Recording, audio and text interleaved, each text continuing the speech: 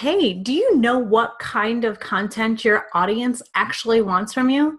Today, I want to teach you the one simple thing that you can do to make sure that your audience clicks on your videos. And that is coming up next. Hey, welcome back. I'm Tracy Phillips with VideoScriptSuccess.com, where I help you take those scattered but brilliant ideas and turn them into videos that convert. So make sure you hit that subscription button and that notification bell so that you can get all of my tips, tricks, and tools to make great online videos. Last week, I dove deep into your customer journey, and you learned how to figure out where your customer, client, audience is, and then meet them there. By the way, they're newbies. And also, if you missed that video, it's awesome. Make sure you hop back and watch it when this one's over. Anywho, the next logical question I get is, but how do I know what to make the content about? How do I know what to do in my videos? They're newbies. How do I know what they want? And there's a very simple answer. The answer is ask them. You need to do some research. But before we hop into the how you do that, I want to talk to you a little bit about why you need to do that. The first reason you want to do some research and ask is the curse of knowledge. We've talked about this before. You are too close to your material and you tend to make videos based on what you know and not what your audience needs to know. So the research is really going to help you figure out what your audience needs to know. And remember, we talked about meeting them where they are. They're new. So you want to make sure you keep in mind your customer journey. Again, watch that video so you know what they need from you. The second reason you want to do some research is you want to speak their language, right? So the first reason is the curse of knowledge. You have to be creating content that they need.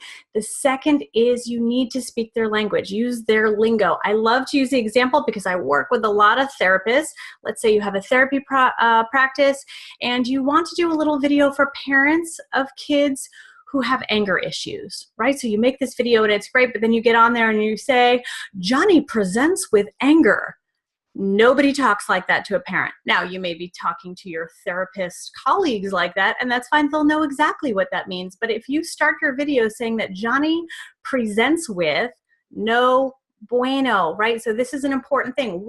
How would the parent say that Johnny presents? What is he doing? You'd say, Johnny has anger issues. Johnny seems to get really angry when he's not presenting with anything. He's showing signs of anger, right? So make sure this is, again, we're going to do a lot of research on the kind of language that your audience uses. And then the third reason we want to do research is what you think that your audience may be searching for may not be what they're searching for, right? So this goes back to the curse of knowledge, and even the languages. You need to know, what are they searching for? A great example I like to use here is my own company, right? So I bring people in on a video tool guide, the quick and dirty video tool guide. But what do I teach? I teach video structure, right? But people aren't necessarily searching for video structure. They're searching for the tools that they need. So if you've ever heard that old adage, sell them what they want, give them what they need, right? So in this case, I like to say, make a video about what they want and then teach them what they need. So you may have even come through me trying to find some tools, some tips, some tricks on video equipment, and I'll give you that. But where I really want you to be thinking about your videos is with the video structure. So you really need to figure out what your audience is searching for and then make your content fit so that they can find you and you can help them. Okay, now you know the why of why you need to do some research before you hit record. Let's talk about the how, right? How can you find this information? I'm going to start with a pretty easy one here, and that is survey.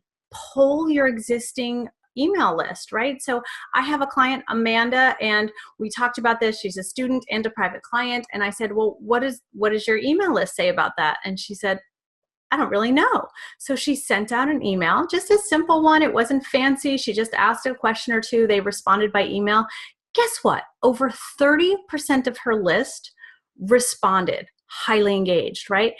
And the answers really surprised her. So she's making this content, and then she asked them the question, and the content she was making didn't exactly gel with what they actually wanted from her.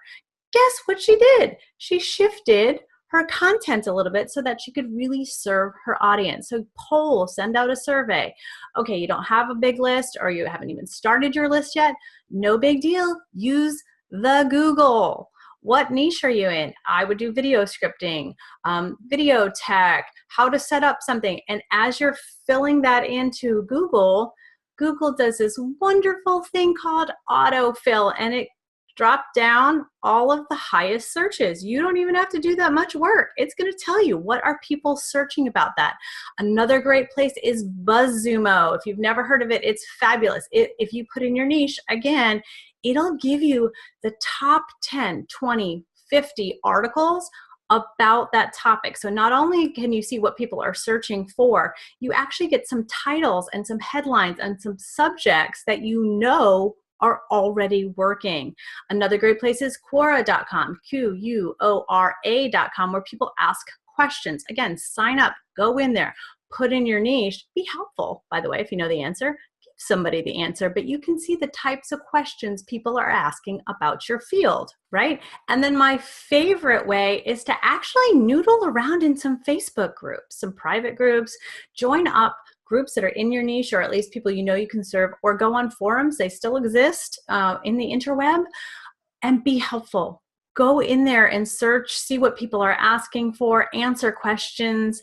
50% of my clients and students come from me being helpful within a private group on Facebook. I kid you not. So it is really useful if you can go in there, be helpful, see what types of things people are asking for, and then give it to them. And then the final way is strategy calls. So depending on how your funnel works, if you're using strategy calls to bring people into your business, which I do, make sure while you have them on the phone, I use Zoom, on Skype, however you're meeting with them, have a few questions ready. Can you say, how did you find me? What were you searching for? Has this been valuable? Do you have any questions for me? Guaranteed the questions they have for you would be excellent video content. Okay, so your homework today is to go grab a piece of paper, or you can use an Evernote, and troll around the interweb. Find out what kind of language your clients are using. Find out where people are hanging out. Make a list. Come up with some great content based on what your audience needs to know from you. And no video would be complete without a CTA, your call to action. So your call to action is to hit that pretty red subscribe button, hit that notification bell, give me a thumbs up, and leave me a comment and let me know, what do you want more of? What do you need to know from me? And I'll see you next week.